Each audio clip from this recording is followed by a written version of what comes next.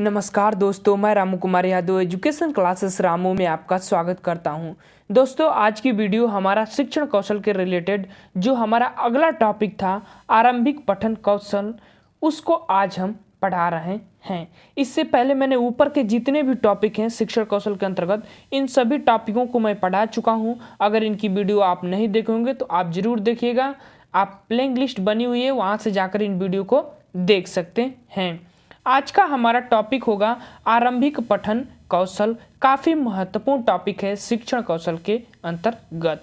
ये हमारा वीडियो जो शिक्षण कौशल का है, यूथ कंपटीशन टाइम्स की एक बुक आती है, उसमें जो शिक्षण कौशल का पार्ट होता है उस वन लाइनर पार्ट को मैं इस वीडियो के माध्यम से पढ़ा रहा हूँ और जो भी महत्वपूर्ण पॉइंट होते हैं उसकी व्याख्या करते हुए मैं चल रहा हूँ।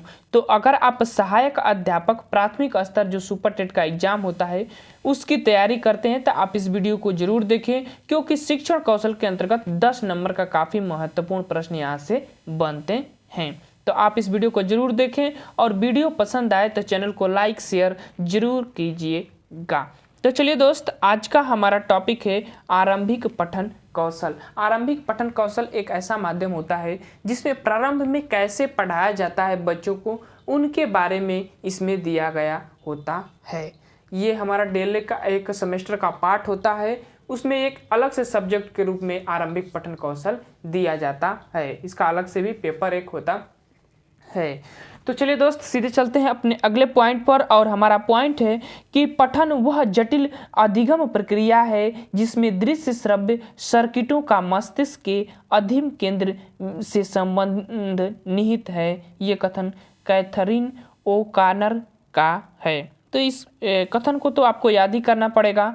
अब चलते हैं आगे और अगला पॉइंट है कि लिखित भाषा के ध्वन्यात्मक पाठ को कहते हैं मौखिक पठन। यानी ध्वन्यात्मक पाठ का मतलब जो आपके मुख से निकला हुआ होता है शब्द। लिखित पाठ को जब आप मुख से निकालते हुए पढ़ते हैं तो उसे मौखिक पठन कहते हैं, या बोल बोलकर जो आप पढ़ते हैं। अगला पॉइंट, पठन की क्रिया में आवश्यक है तो अर्थ ग्रहण करना पठन की प्रक्रिया में काफ़ी आवश्यक होता है। अगर आप पढ़ रहे हैं और उस शब्द का अर्थ भी अपने अंदर ग्रहण कर रहे हैं तो वो आपके लिए काफ़ी महत्वपूर्ण होता है, और ये प्रक्रियाएं उच्च कक्षाओं में सबसे ज़्यादा देखने को मिलती है। अगला पॉइंट, वह क्रिया जिसमें शब्दों के साथ अर्थ ध्वनि भी निहित है कहलाती है वाचन। शब्द ध्वनि भी उसमें निहित होती है, उसको वाचन कहते हैं। वाचन का मतलब बोलना होता है, बोलने का विषय ही वाचन कहलाता है। बस सीधी शब्दों में आप समझ लीजिए। अगला पॉइंट, वाचन के माध्यम से शब्दों का उचित बल दिया जाता है तो पठन कौशल में उस पर उचित बल दिया जाता है वाचन की प्रक्रिया में शब्दों पर। ठीक। अगला पॉइंट, वाचन से प्राप्त होते हैं अक्षर, उच्चारण, ध्वनि, बल, निर्गम, सस्वरता प्राप्त होती है। आप उच्चारण जब वाचन करते हैं किसी भी अक्षर का या शब्द भी कह सकते हैं तो उसका उच्चारण, ध्वनि, बल और निर्गम स्वरता प्राप्त होती है वाचन के माध्यम से। अब कभी कभी सीखने की एक प्रक्रिया हो जाती है जैसे शुभोपली सुनना, बोलना, पढ़ना, लिखना। तो ये क्रम भी कभी कभी पूछ लेता है, तो ध्यान रखिएगा। सुनना पहले आएगा, सुनना ही देंगे, कान से सुनेंगे, फिर उसके बाद मुंह से बोलेंगे, और सुनना, बोलना, फिर हाथ से लिखेंगे, और पढ़ना लास्ट में हो जाता है। शुभोपली सुनना, बोलना, पढ़ना, लिखना, ये हो जाता है। अब चलते हैं आगे और अगला पॉइंट है कि पठन कौशल के उद्देश्य हैं। तो उसके 10 उद्देश्य होते हैं पढ़ने के, कि पढ़ते हैं आप किसी चीज़ को तो उसके क्या क्या आपको लाभ होते हैं, वही उसका उद्देश्य कहलाता है। अगले पॉइंट पर चलते हैं, बालकों के स्वर में आरोह अवरोह का ऐसा अभ्यास करा दिया जाए कि वे यथा अवसर भावों के अनुकूल स्वर में लोच देकर पढ़े। लोच मतलब उसमें सरलता देकर उस चीज को पढ़े, ऐसा उनको अवसर दिया जाए या अभ्यास करा दिया जाए। यह पठन कौशल का प्रथम उद्देश्य होता है। तो उद्देश्य का पहला पॉइंट, उतार चढ़ाव जो आरोह अवरोह है, और उनके ऐसा अभ्यास करा दिया जाए कि जो अवसर जब उनको मिले तो वो अपने भावों के अनुकूल स्वर का लोचन सरलता से उच्चारण करें। पहला उद्देश्य हो गया पठन का। अगले पॉइंट पर चलते हैं। बालक के पठन के माध्यम से शब्द ध्वनि का पूर्ण ज्ञान कराया जाता है। पठन की इस कला से छात्र मुंह व जीवा के उचित स्थान से ध्वनि उच्चारण करते हैं। यह पठन कौशल का दूसरा उद्देश्य होता है, यानी कि मुंह और जो जीवा होता है उसका जो संपर्क होता है एक सीधे माध्यम से रखा जाता है, जिससे कि ध्वनिया का उच्चारण कई तरीकों से किया जाता है। आप लोग सुने होंगे कि हर ध्वनि की अलग अलग उच्चारण करने की प्रवृत्ति होती है, तो वही पठन कौशल का दूसरा उद्देश्य होता है। अगले पॉइंट पर चलते हैं। वाचन के माध्यम से शब्दों का उचित बल दिया जाता है, तो पठन का तीसरा उद्देश्य हो जाता है यह, यानी कि वाचन के माध्यम से शब्दों का जो उचित बल दिया जाता है, किसी शब्द पर ज़्यादा बल दिया जाता है, किसी शब्द पर कम बल दिया जाता है, किसी को सीधा ज़्यादा बढ़ाकर किसी शब्द को वर्ड को बोला जाता है, फिर किसी को छोटा कर कर बोला जाता है, तो ये पठन कौशल का तीसरा उद्देश्य हो जाता है। अब चलते हैं आगे और अगला पॉइंट है, छात्र पढ़कर उसका भाव समझे तथा दूसरों को भी समझाने वाचन कौशल का यह चौथा उद्देश्य होता है। तो हमने पठन कौशल का 10 उद्देश्य आपको बताए थे, 10 उद्देश्यों में ये हमारा चौथा उद्देश्य है, तो ये हमारा चौथा उद्देश्य हो जाता है। ध्यान रखिएगा। अब चलते हैं आगे। अगला हमारा पॉइंट है कि वाचन के अक्षर, उच्चारण, ध्वनि, बल, निर्गम, सरस्वता आदि का सम्यक संस्कार प्राप्त होता है। यह पांचवा उद्देश्य हो जाता है हमारा किसका? पठन कौशल का। यानी कि आप जब किसी चीज का वाचन करते हैं तो अक्षर, उच्चारण, ध्वनि, बल, निर्गम, सरस्वता आदि का सम्यक संस्कार जो होते हैं एक साथ बोलने का, वो आपको प्राप्त हो जाते हैं, और वो होता है हमारा पठन कौशल का पांचवा उद्देश्य हो जाता है। अब चलते हैं अगले उद्देश्य पर। और पठन वाचन के द्वारा छात्र विराम, अविराम आदि चिन्हों का प्रयोग समझ जाते हैं। यह पठन कौशल का छठवां उद्देश्य होता है, यानी कि कब थोड़ा सा रुकना है, कब ज़्यादा रुकना है, कब आधा रुकना है या कब पूर्ण रूप से रुकना है, इसका भी ज्ञान हो जाता है। यह पठन कौशल का छठवां उद्देश्य हो जाता है। अगले पॉइंट पर चलते हैं। पठित अंश का भाव ग्रहण करना उद्देश्य होता है। यह सातवां उद्देश्य हो जाता है कि जो आप पढ़ रहे हैं जिस अंश को, उसका जो भाव होता है वो अपने अंदर ग्रहण करना, ये हमारा पठन कौशल का सातवां उद्देश्य हो जाता है।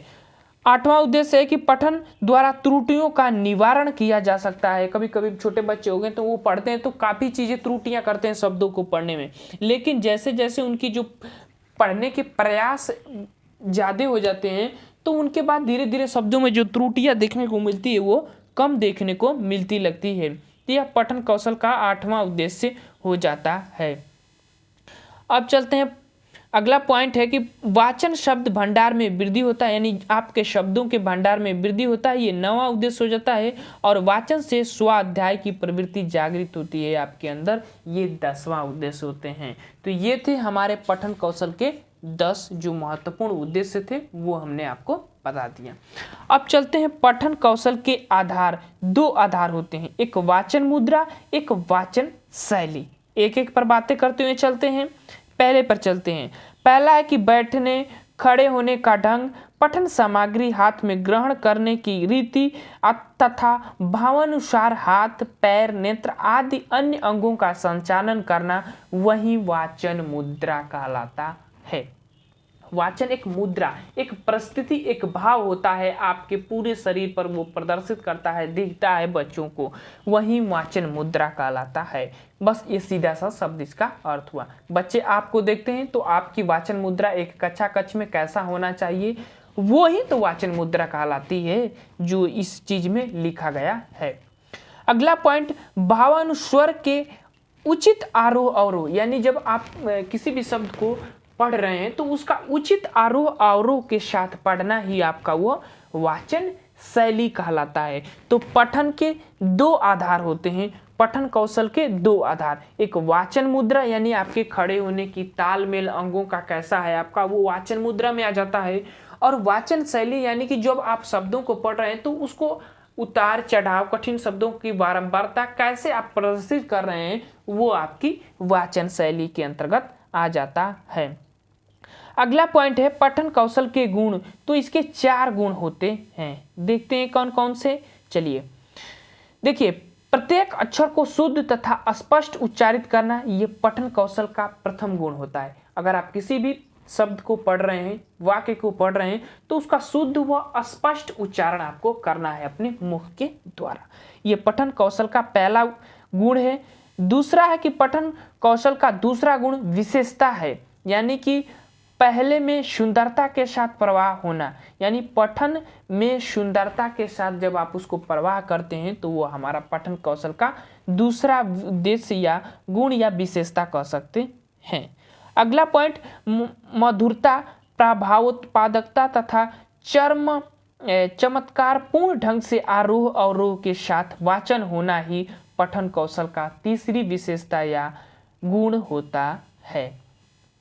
अगले पॉइंट पर चलते हैं और चौथा देख लेते हैं पठन कौशल के जो उद्देश्य होते हैं, गुण होते हैं कौन कौन से। प्रत्येक शब्द के अन्य शब्दों के साथ, अन्य शब्दों से अलग करके उचित बल या विराम के साथ पढ़ना, यह पठन कौशल का चौथा गुण या विशेषता होता है। तो ये 4 पठन कौशल के गुण होते हैं जो मैंने आपको बता दिया। अब चलते हैं पठन कौशल की शिक्षण विधियां कौन कौन सी होती हैं, उसको जरा एक बार देखते हैं। एक चीज ध्यान रखिए, पठन कौशल की जो शिक्षण विधियां होती हैं, वो पहला होता है शब्द तत्व का आधारित विधियां, यानी जो शब्द के तत्व होते हैं उस पर आधारित जो विधियां होती हैं।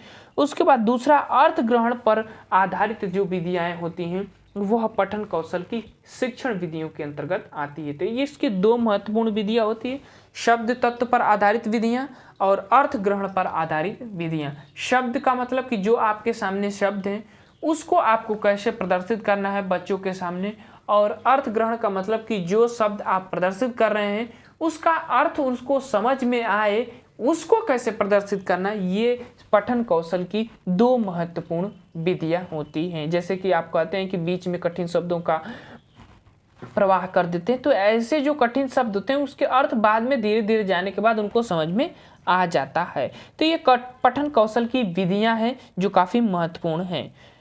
अगला पॉइंट, शब्द तत्व पर आधारित विधियां कौन कौन सी है, तो वर्णबोध विधियां, ध्वनि साम्य विधियां और स्वरोच्चारण विधियां, ये शब्द तत्व पर आधारित विधियां 3 विधियां होती हैं। तो चलिए इन विधियों को देखते हैं। इन विधियों में पहला है छात्रों को पहले वर्णों का ज्ञान कराया जाए, वर्णों में भी स्वर और व्यंजन बाद में, यानी स्वर पहले और व्यंजन बाद में उनको सिखाया जाए। फिर मात्रा का ज्ञान, तत्पश्चात संयुक्त अक्षरों की जानकारी उनको दिया जाए। ये वर्णबोध विधि के माध्यम से कहा जाता है। वर्णबोध विधि का मतलब सीधा हुआ कि पहले आप वर्ण को सिखाएंगे। वर्ण 2 प्रकार के होते हैं, स्वर व्यंजन। तो पहले स्वर को सिखाएंगे, फिर व्यंजन को, फिर मात्रा को, और तब उसके पश्चात आप संयुक्त अक्षर को सिखाएंगे बच्चों को। यह वर्ण विधि एक क्रम से चलती है। ये प्राथमिक स्तर से स्टार्ट होती है, नर्सरी स्तर से इसको स्टार्ट किया जाता है।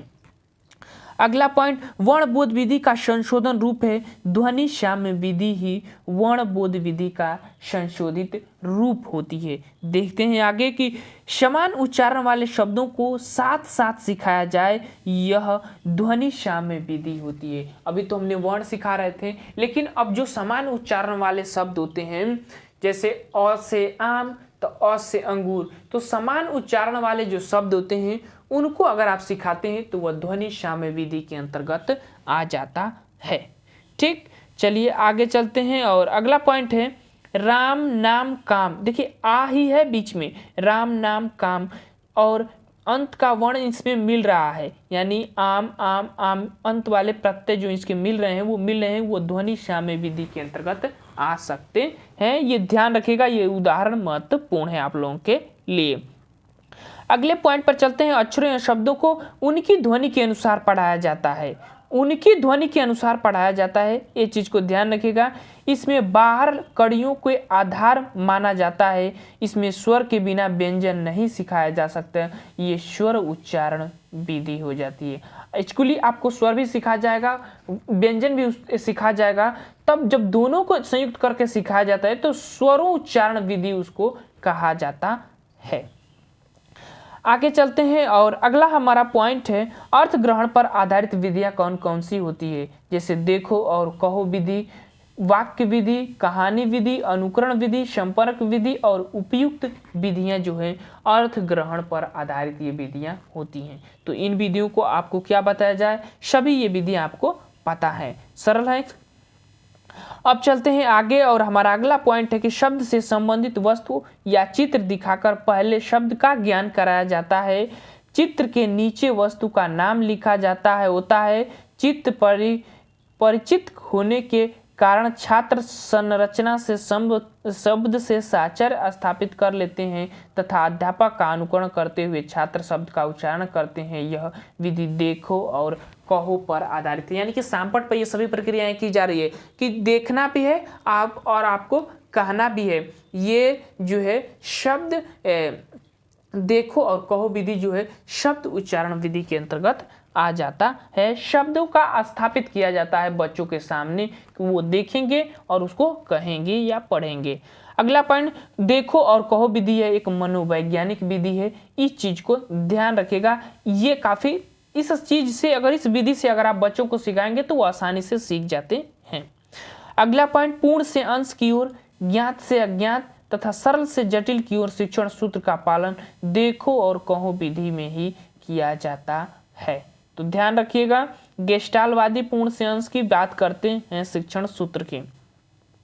अगला पॉइंट पहले वाक्य फिर तत्पश्चात वर्ण, इस क्रम में छात्रों को वाचन का अभ्यास कराया जाता है। यह वाक्य विधि में कराया जाता है कि पहले वर्ण बता दिया जाता है, पहले वाक्य बता दिया जाता है बच्चों को, फिर उसके बाद उनके शब्दों को वर्णों का क्रम से उच्चारण बताया जाता है। यह वाक्य विधि के अंतर्गत आ जाता है। अगले पॉइंट छोटे छोटे वाक्यों से निर्मित कहानियां चार्ट व चित्रों के माध्यम से छात्रों के समक्ष प्रस्तुत की जाती है। शिक्षक इस कहानी को कक्षा में कहता है, तत्पश्चात शिक्षक कहानी को श्यामपट पर लिखता है, वह पाठन कराता है। विद्यार्थी शिक्षण का अनुकरण करते हैं यह कहानी कथन विधि में। यानी कहानी कथन विधि सीधा शब्दों में क्या होता है कि बच्चों को पहले कहानी सुनाया जाता है, फिर उस कहानी को श्यामपट पर लिखा जाता है और एक एक चीजों को जब उसको बताया जाता है तो वह कहानी कथन विधि के अंतर्गत आ जाते हैं और पढ़ाने का शिक्षण का जो वातावरण होता है वो और भी सरल महसूस होने लगता है बच्चों को। अगला पॉइंट और एक चीज ध्यान रखिए, बच्चे कहानियां सुनना सबसे ज्यादा पसंद भी करते हैं, तो ये एक माध्यम और भी अच्छा लगता है पढ़ाने का। अगला पॉइंट अध्यापक एक एक शब्द बालकों के समक्ष कहता है और छात्र उसे दोहराते हुए अनुकरण करते हैं। यह अनुकरण विधि के अंतर्गत आ जाता है। सीधी सी बात इसमें कह दी गई है। अगला पॉइंट मॉन्टेसरी ने प्रसारित किया है, तो संपर्क विधि को इन्होंने प्रसारित किया है मारिया मॉन्टेसरी। काफी फेमस व्यक्ति हैं मारिया मॉन्टेसरी। अगला पॉइंट पहले बालकों को चित्र, खिलौने, वस्तुएं आदि से परिचित कराते हैं, पुनः उन वस्तुओं को कार्ड रखते हैं। कार्डों को आपस में मिला दिया जाता है और बच्चों को कहा जाता है कि कार्ड जिस वस्तु से संपर्क रखते हैं उसके आगे पुनः रख दें। इस अभ्यास से छात्र शब्द और वस्तु से परिचित हो जाते हैं। यह विधि संपर्क विधि हो जाती है। संपर्क विधि सीधी सी बात ये कहता है कि आपको कुछ वस्तुएं दी जाती है कई कलर की और उनके कलर का एक एक कलर बाहर रख दिया जाता है और बच्चों से कहा जाता है कि आप इनमें से जो कलर इन कलर से मिल रहा है उनको छांटिए और उनके साथ रख दीजिए। वह संपर्क विधि हो जाती है। यानी एक दूसरे के संपर्क में रख कर माप किया जाता है कि दोनों में अंतर क्या होता है संपर्क विधि में। अगला पॉइंट पठन के लिए बालकों को के समक्ष उपयुक्त वातावरण प्रस्तुत किया जाता है, तो उपयुक्त विधि के माध्यम से ही, यानी उपयुक्त विधि के माध्यम से ही जो छात्रों का वातावरण है काफी महत्वपूर्ण हो जाता है संपर्क विधि के माध्यम से। आगे चलते हैं। उपयुक्त विधि में आवश्यक है दृष्टि का अभ्यास, मौखिक कार्य पर अधिक बल देना यह उपयुक्त विधियों में आवश्यक हो जाता है। उपयुक्त का मतलब ऊपर की जितनी भी विधियां मैंने पढ़ाया हूं उन सभी में दृष्टि का अभ्यास और मौखिक कार्य पर अधिक बल दिया जाता है। अब चलते हैं अगले पॉइंट पर, और अगला पॉइंट है कि वर्णों की समानता के चित्र दिखाकर किसी असामान्य चित्र को पहचानने का अभ्यास कराया जाता है। तो यह उपयुक्त विधि में ही ये सब बातें संबंधित हो जाती हैं। यानी कि पहले समानता वाले वर्णों को दिखाया जाता है बच्चों को, फिर चित्रों को अलग कराया जाता है।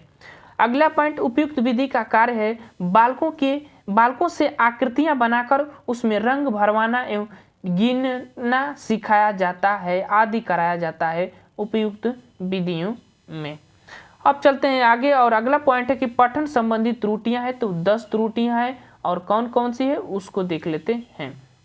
तो देखिए ये 10 पठन का संबंधित त्रुटियां हैं। पहला त्रुटि देते हैं। पहला त्रुटि है, पढ़ रहे हैं तो आपको कौन कौन सी त्रुटियां दिखने को मिलेगी, जैसे अटक अटक कर आप पढ़ते हैं कभी। फिर उसके बाद अगला पठन से समय अनुचित मुद्रा, आपकी जो मुद्रा व्यवहार हो जाता है आपके शारीरिक वो अनुचित हो रहता है, ये त्रुटि उत्पन्न कर सकता है। उसके बाद अशुद्ध उच्चारण शब्दों का अगर आप करते हैं तो वो भी त्रुटि उत्पन्न कर सकता है। और वाचन में गति का ना होना, यानी कि आप कभी तेज और कभी धीमे नहीं पढ़ेंगे तो वो भी आपकी जो पढ़ने की संबंधी त्रुटियां हैं उसमें सम्मिलित हो जाती हैं। उसके बाद दृष्टि दोष से अक्षरों का ठीक दिखाई न देना, यानी कि आपका जो आंख का फोकस होता है वो कम हो जाना, दिखाई न देना, वो भी पठन संबंधी एक त्रुटियां कहलाता है। उसके बाद पाठ्य सामग्री का कठिन होना, अगर आपके स्तरानुसार पाठ्य सामग्री नहीं है तो वो भी पठन संबंधी त्रुटियों में सम्मिलित हो जाती हैं, क्योंकि स्पेशली आप उसको गलत ही पढ़ेंगे जब आप उसके स्तर अनुसार नहीं होता है तो। उसके बाद अगला अक्षर तथा संयुक्ताक्षरों संबंधी त्रुटियां होती हैं। अक्षर संबंधी और संयुक्ताक्षर जो होते हैं उसमें संबंधित त्रुटियां देखने को मिलती हैं। बच्चों को उच्चारण करने को कुछ और तो कुछ और ही करने लगते हैं उच्चारण। अगला पॉइंट भावानुकूल आरोह अवरोह का अभाव अगर होता है तो वो भी पठन संबंधी त्रुटियां कही जा सकती है। यानी कि अगर आप पढ़ रहे हैं किसी भी चीज को तो कभी धीमे कभी तेज कभी जोर कभी धीरे से नहीं बोलेंगे तो वो आपकी त्रुटियां अब भावानुकूल त्रुटियों के अंतर्गत आती हैं।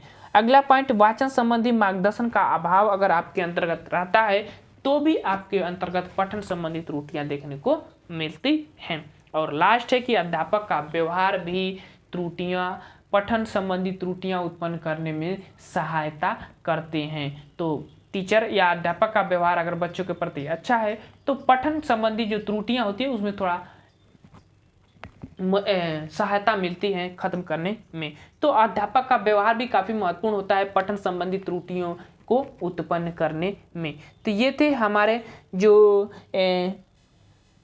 आरंभिक पठन कौशल के वीडियो, और जो भी यूथ कंपटीशन टाइम्स में महत्वपूर्ण पॉइंट दिए गए थे मैंने उसको कवर करा दिया। अब अगला हमारा टॉपिक और लास्ट टॉपिक होगा शैक्षिक प्रबंधन एवं प्रशासन। उसके बाद हमारा यूथ कंपटीशन टाइम्स का जो शिक्षण कौशल का पाठ चल रहा था वो समाप्त हो जाएगा।